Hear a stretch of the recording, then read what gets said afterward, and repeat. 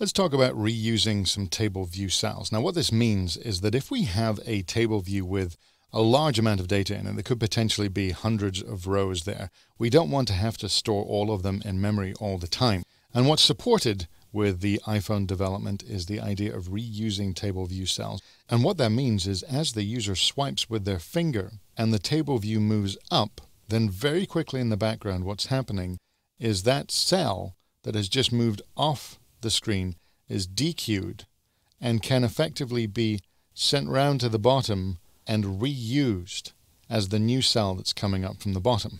This is, as you might imagine, a much more efficient way of working with your memory rather than keeping hundreds of table cells around when they're not actually being viewed. So how do we do this? Well, it's all going to be in our method for providing the cell for the particular row at index path. Now what's happening so far is that what we're doing is creating a cell. That cell is then being filled with contents and then it's being returned. And what we're going to do is ask the table view, do you have any cells available? And the way that we're going to do this, I'm going to do this first. So before we have the code for create a cell, I'm going to say instead, let's create it this way. UI table view cell equals, and I'm going to call a method on the table view called dequeue reusable cell with identifier.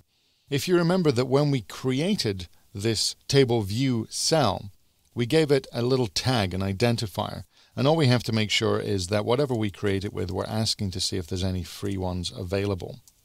So now we're actually asking the table view, do you have a reusable cell right now? And one of the problems is, of course, that if they do, we just want to use that. If they don't, then we need to create it.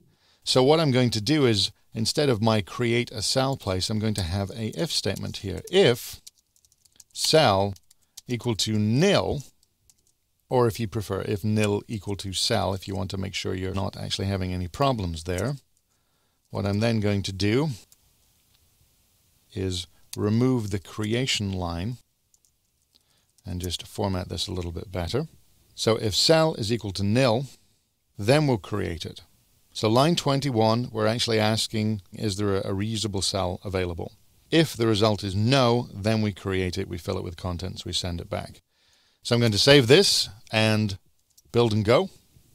And now what happens is we don't see a visual difference, though it is actually much more efficient, much quicker to actually use because we're doing it a good way and reusing the available cells.